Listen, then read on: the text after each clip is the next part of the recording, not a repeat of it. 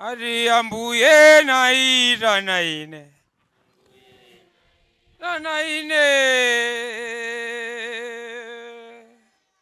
Naira naine tapu mulire kuno. Mwana we tapu mulire kuno. Iweyo tamira muru mwana we. Mwana iwe. Ndi nthawi yabwino ino yoti tikhala ndi nthawi yophunzira mawu a Mulungu. Kotero ndikupempheni kuti muthotenga peni yanu pafupi, baibulo lanu pafupi, komanso cholembera pafupi. Kuti zimene tizikambirana pano nonse muzitolemba, muzitozionanso nthawi ina, komanso kuti mukakhala ndi funso mutofunsa bwino. Pamene pamene tipereka nambala imene mudzatogwiritsa ntchito kufunsa kuti ngati muli ndi funso paphunziro limene kapena phunziro lina lililonse kapena funso lina lililonse lokhudza baibulo. Komanso amene mukukhalanso ndi phunziro limene mungakonde kuti lidzathophunzitsidwa pa programu ino nthawi ina, tidziwitseni pogwiritsa ntchito nambala imene tipereke ku mapeto. Pa tsiku la lero muli ndine m'bale wanu Vijero Gondwe kuchokera mpingo wa Khristu ku area 36, komanso ndine m'bale wanga pano. Ine ndine Namani Kamalunje, ndine mmodzi mwa alaliki mu mpingo wa Khristu, ndimakhala ku Mitundu ku Lilongwe mmodzi mwa Sanduliza.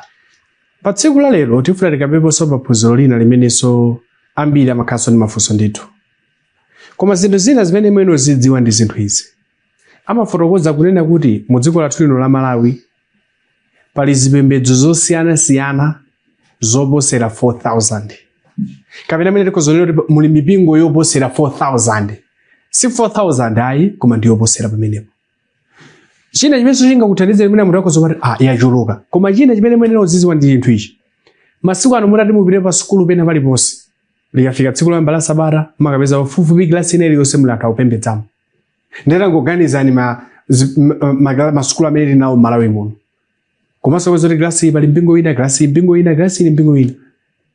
Onsewa mukati mumvetsetse kuti ali ndi chifuniro chimodzi mata tonse tikupembedza Mulungu. Koma mukati kodi inu simungapembedze ndi awakuza kuti ayi inu kadzipembedza nomene ku Efeso zipembedzera kuno. Kodi zimene zikuchitika chifukwa njani? Kodi baibulo limalola kuti zikhale motero?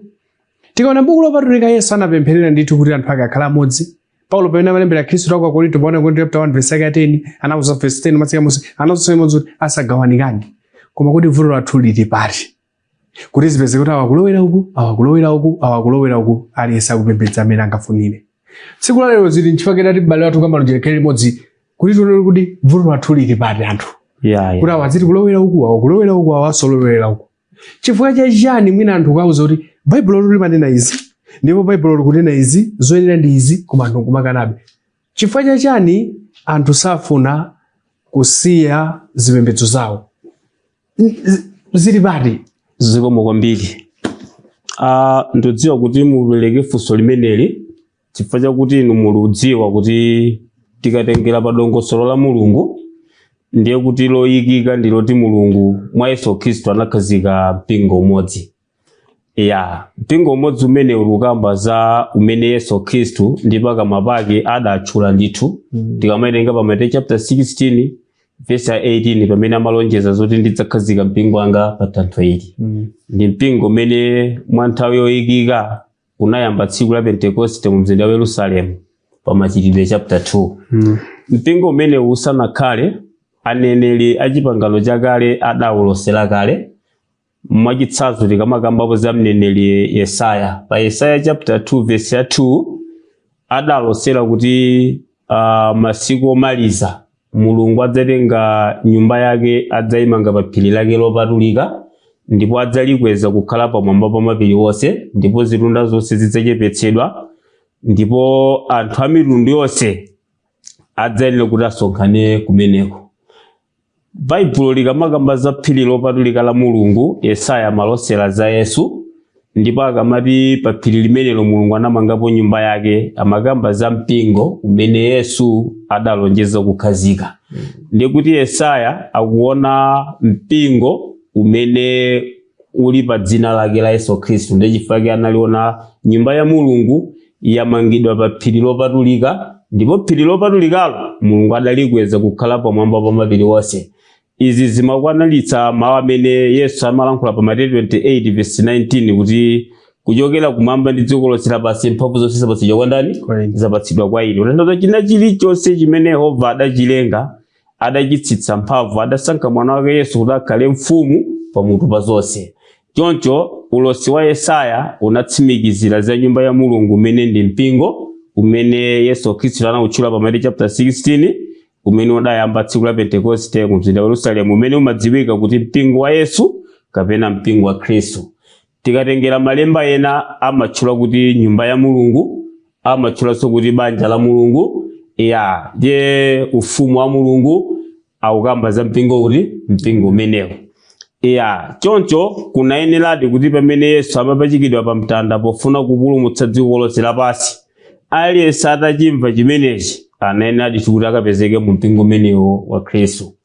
Ndiye kuti ngati cholinga cha Mulungu ndi chimenecho, ndiye kuti kunayeneradi kuti anthu amene ali mu zipembedzo zina ayese ndithu kuchimvetsa kuti achoke ku zipembedzo zimene zija akapezeke mu mpingo kuti umenewo.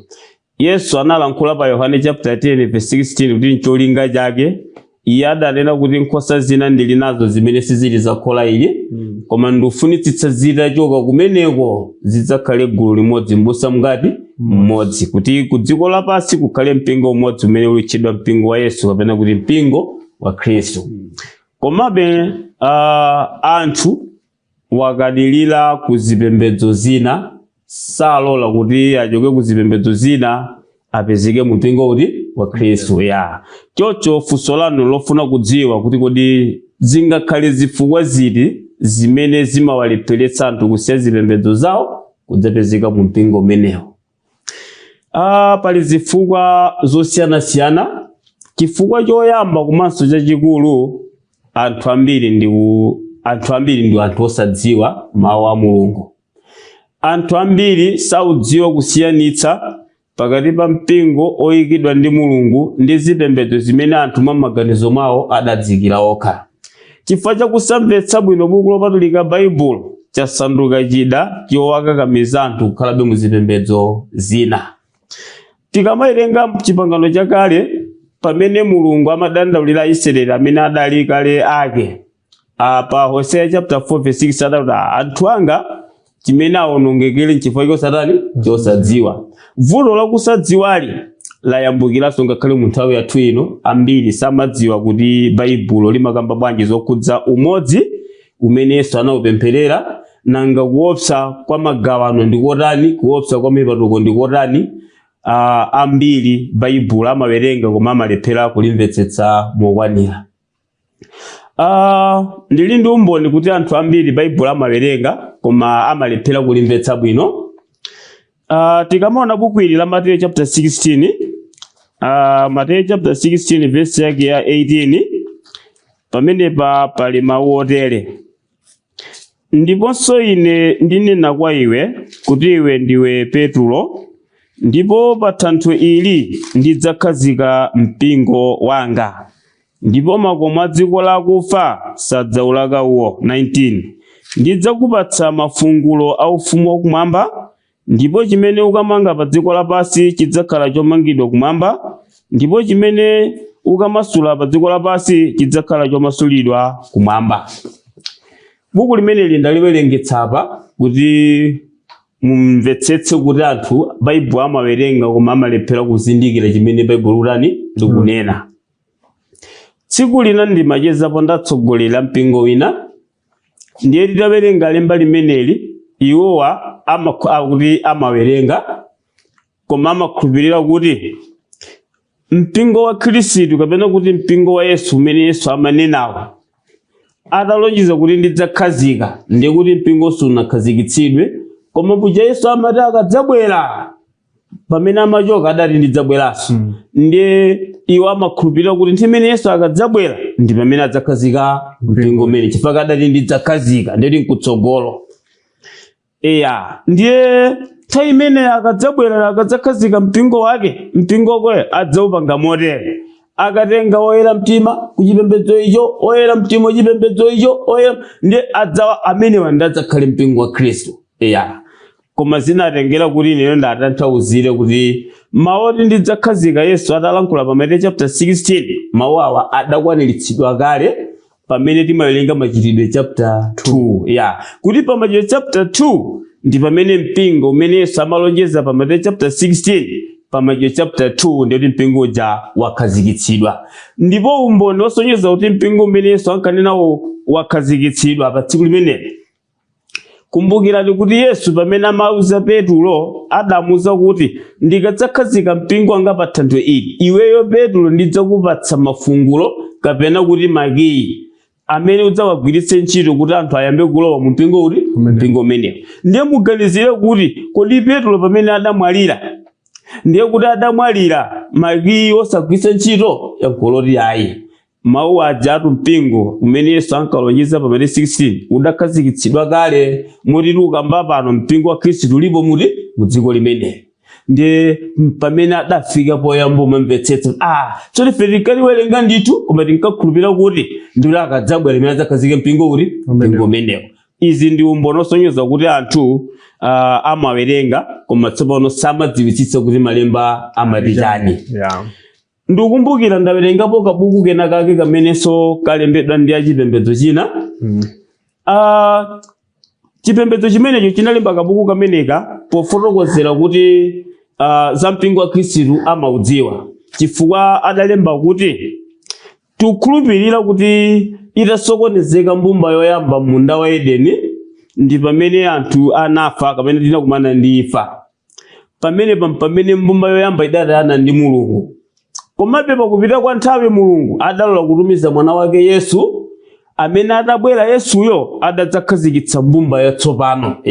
Ndiye podziwa kuti obweredzakhazikitsa mbumba yatsopano, ndiyeyo adalemba kuti sipaja kuti Yesu adati pa thanthwe ili ndidzakhazika ekeleziya wanga. Sadati ma ekeleziya koma adati ekeleziya, kutanthauza mmodzi. Iwowa adalemba kabuku kameneka kondati ndi achipembedzo china osati mpingo wa Khristu. Ndiye kuti iwowa amakhulupirira kuti mpingo wa Khristuwo ndi umene ali nawo, umene muliwomo ndi mpingo ndani? Wa Khristu.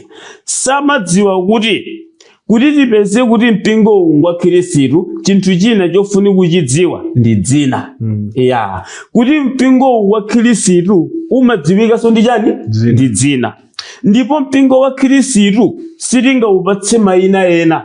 Chifukwa paja atumwi atamva ku Korinto kuti mpingo wa Khristu wafika pomawupatsa mayina ena, ndi pamene Paulo amawalembera kalata pa 1 Korinto chapter 1. Pa 1 Korinto chapter 1 pamene papatithandizira kudziwa kuti mpingo wa Khristu tikhoza kudziwa chifukwa chaniso cha dzina. Pa 1 Korinto chapter 1 verse 10 ayamba ndi mawu otere: koma ndikudandaulirani inu abale mwa dzina la Ambuye wathu Yesu Khristu, kuti munene chimodzimodzi inu nonse, ndi kuti pasakhale malekano pakati pa inu, koma mumangike mu mtima omwewo ndi mchiweruzo chomwecho. 11 Pakuti zinamveka kwa ine za inu abale anga ndi iwo aku Akore, kuti pali makani pakati pa inu. Verse 12 Koma ichi ndinena kuti yense wa inu anena ine ndine wa Paulo, koma ine wa Apolo, koma ine wa Kefa, koma ine wa Khristu. Kodi Khristu wagawika? Kodi Paulo anapachikidwa chifukwa cha inu? Kapena kodi munabatizidwa m'dzina la Paulo? Ndiyamika Mulungu kuti sindinabatiza mmodzi yense wa inu koma Krispo ndi Gayo.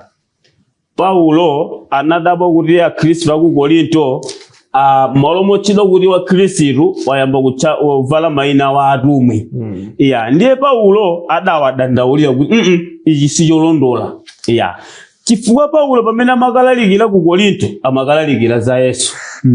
Apolo pamene amakalalikira ku Korinto amakalalikira za ndani? Za Yesu. Kefa kapena kuti Petulo pamene amakalalikira amakalalikira za ndani? Za Yesu. Ndiye kuti wonse okhulupirira yapa adafunika kuti anene kuti ife ndife wa Khristu. Ndiye chifukwa Paulo amati kodi mukamati ndinu wa Paulo, kodi Paulo adapachikidwa pa mtanda chifukwa cha inu? Yankho ndiloti ayi. Kodi pamene mumapita kukabatizidwa kodi okubatizaniyo amati ndi ukubatiza mdzina la Paulo yankoloti ayi. Ndiye kuti amene andapachikidwa pa mtanda chifukwa cha ife ndi Yesu, amene timabatizidwa mdzina ndani la Yesu. Ndiye chifukwa cha Paulo amanena kuti munene chinthu chinga chimodzi. Ndiye kuti mpingo silinganene kuti ngwa Khristu kapena ngwa Yesu, koma mpingo ulutchulidwa dzina lina losakhala la ndani la Yesu. Mpingo wa malunje mari mpingo wa Yesu ali wakenda kamalunje obatulawo.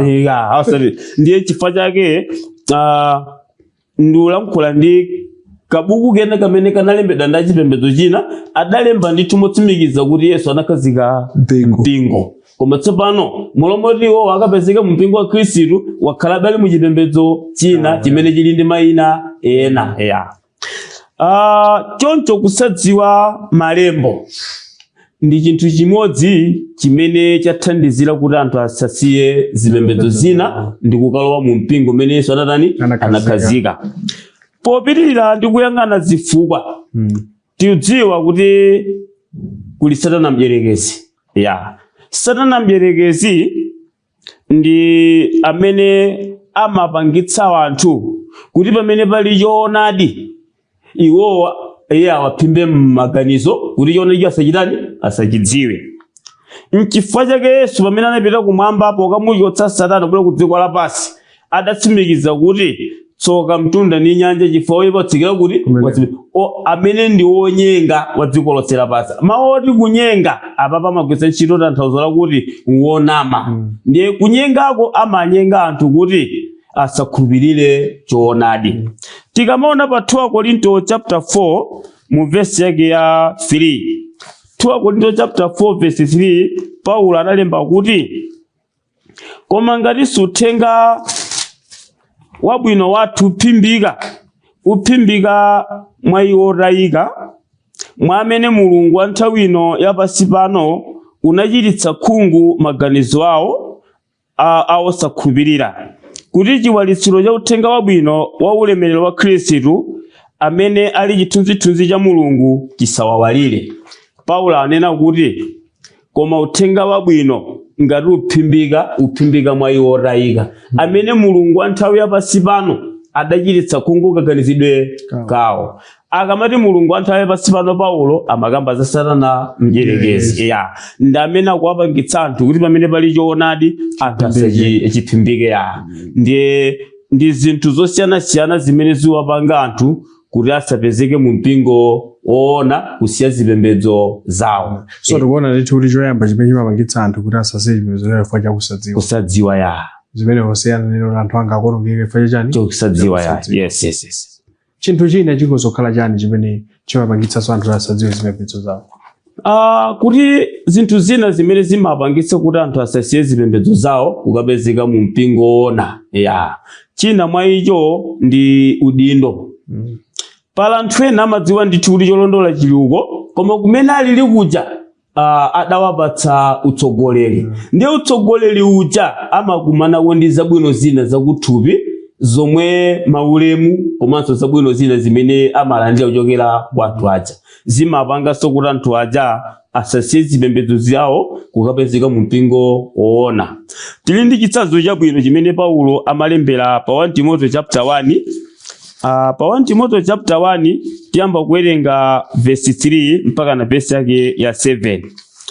Pa 1 Timothy chapter 1 verse 3 akuti monga ndinakudandaulira iwe utsalire mu Efeso popita ine ku Makedoniya, nditelonso kuti ukalamulire ena ajawa asaphunzitse kanthu kena kapena asasamale nkhani zachabe ndi mawerengedwe osalekeza amafuko amakolo ndiwo akutsa mafunso osatiza udindo wa Mulungu umene uli mchikhulupiriro. Verse 5.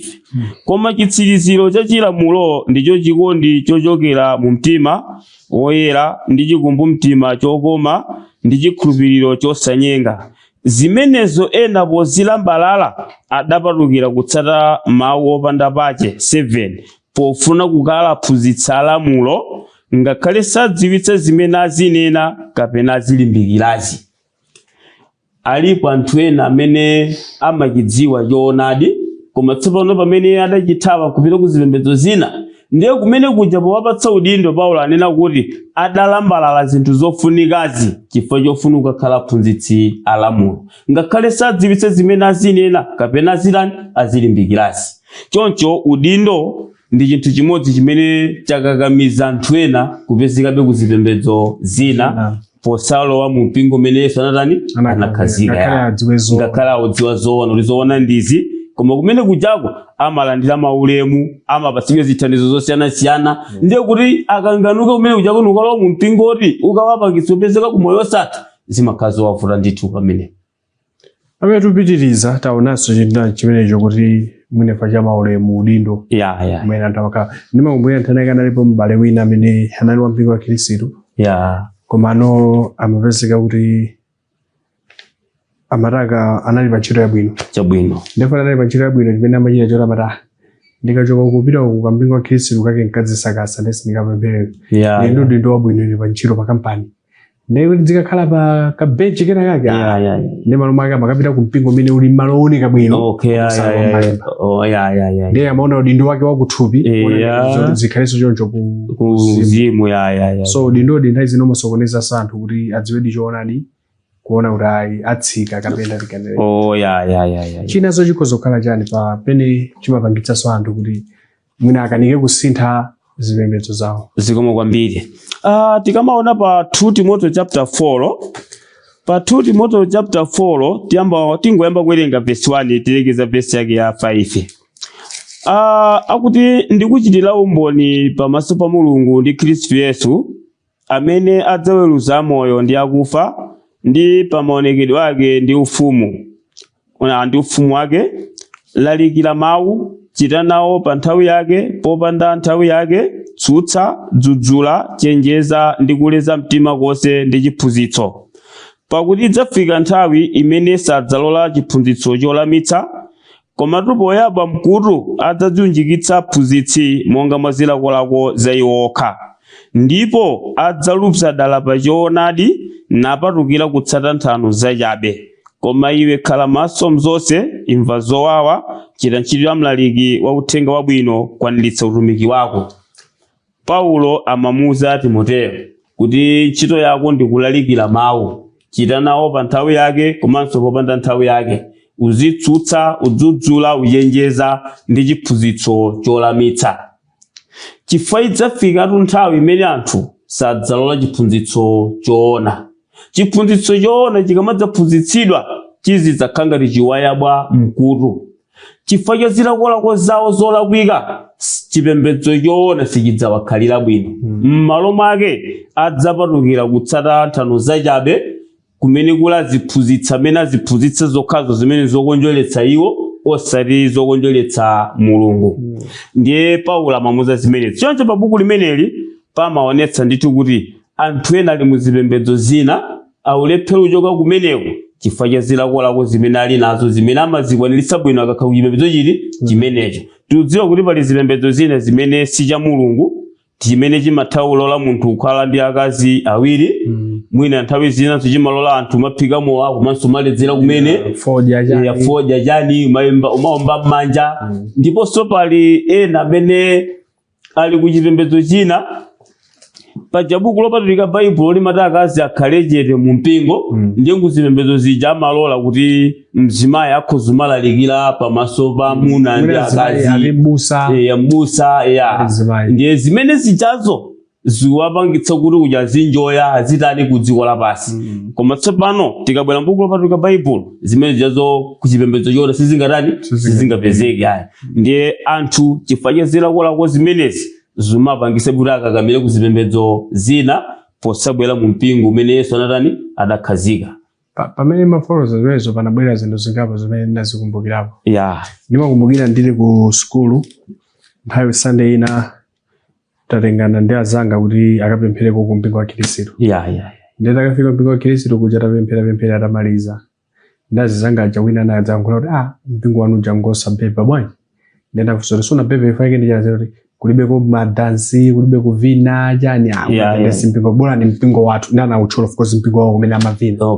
Ndiye ndaforoza kuti mpingo wanu ndi umasiyana futi mpingo wathu umatsatira zimene mawu mungana amanene amene numatsatira zimene mufuna nechipake mavuto awo muli nawo ndithu amene muli nawo kumpingo kwasanduka ngati malo a entertainment azisangalalo ukaona anthu mmene zochitika muchalicho madabota koma mpingo sutani pamenepo monga mmene manafotokozaso pachaso china zimene adzachikumbukira chakuti mnadzafotokozapo zokhudza zinthu zina mipingo ine imene imalola zinthu zina tikaona pa buku la Galatiya tumwere buku la Galatiya chapter 5 verse 19 mpaka verse 21 anakambapo chinthu chofunikira kwambiri ananena kuti ndipo ntchito zakuthupi zionekera ndi zodama chodetsa kukhumba zonyansa kupembedza mafano nyanga madano ndewu kaduka zopsa mtima zoterana magawano mipatuko njiru kuledzera mchezo ndi zina zotere zimene ndikuchenjezani nazo monga ndachita kuti iwo akuchita zotere sadzalowa ufumu wa Mulungu.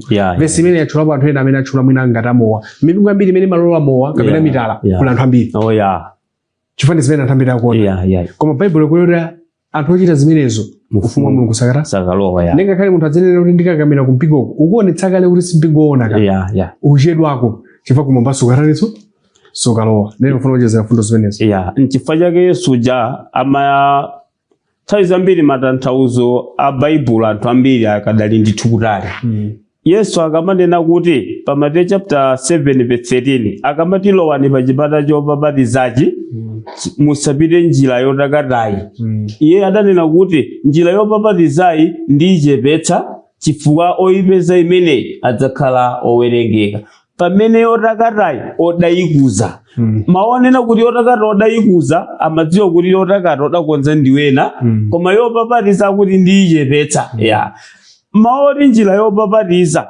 afuna kutanthauza kuti chiphunzitso kapena malamulo ndizo zimene zimapangitsa mpingo kukhala njira yopapatiza chifukwa kuti munthu akatobwera amafuna kuti azipembedza uku ali ndi mitala ndiye kuti mpingo chomuza kuti ayi dongosolo la Mulungu lufuna mwamuna mmodzi mkazi mmodzi ndiye kuti ngati mufuna kupembedza Mulungu kuti mukapite kumoyo osatha mufunika muchotseko mmodzi uyo mukhaleni ndi mmodzi ndiye tsopano chifukwa chofuza kuti aya ine mafuna nditakhala ndi akazanga awiri ndiye mpingo umene wausiya ndiye kuti apita kumpingo umene umalola mitala ndiye kuti kumene chako ndiye kuti akhangati njira yotanija yotakata Yesu akamati njira anthu asamakhulupirira kuti ndiye kuti tsiku lomaliza Yesu akamadzabwera padzakhala chimsewu anthu ambiri azidzadutsa imene kupita ku moto ndiye padzakhala kanjira anthu azidzadutsa kamene kupita ku moyo osatha sizimene samanena pa vesilo koma makamba za chipembedzo kapena kuti mpingo umene Yesu wakhazika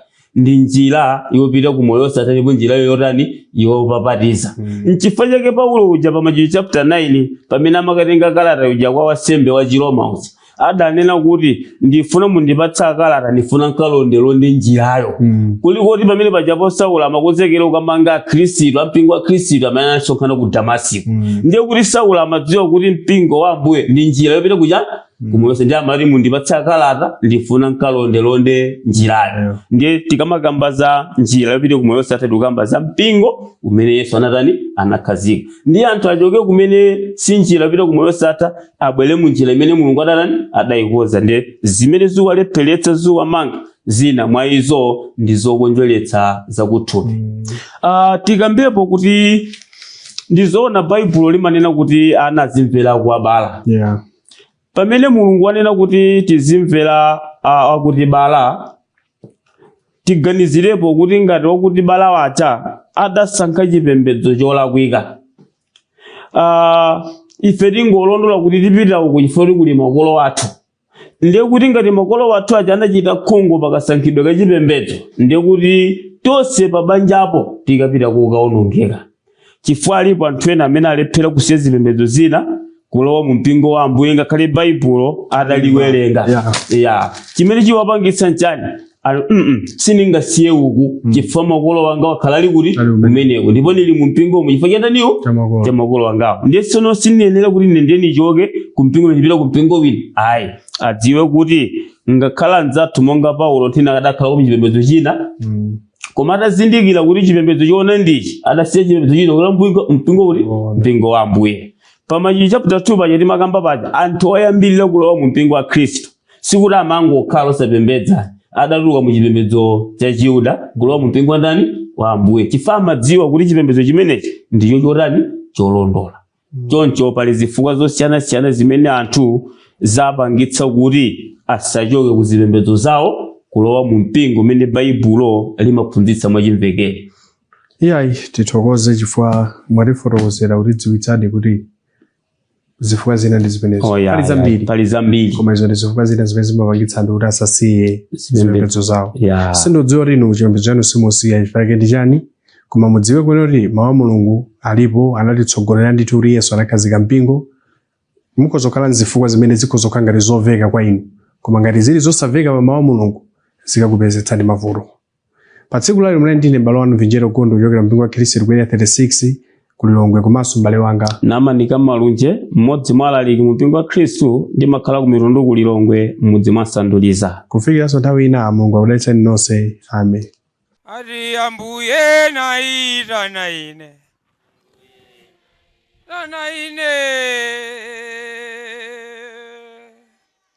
naitana ine dzapumulire kuno, mwanawe dzapumulire kuno,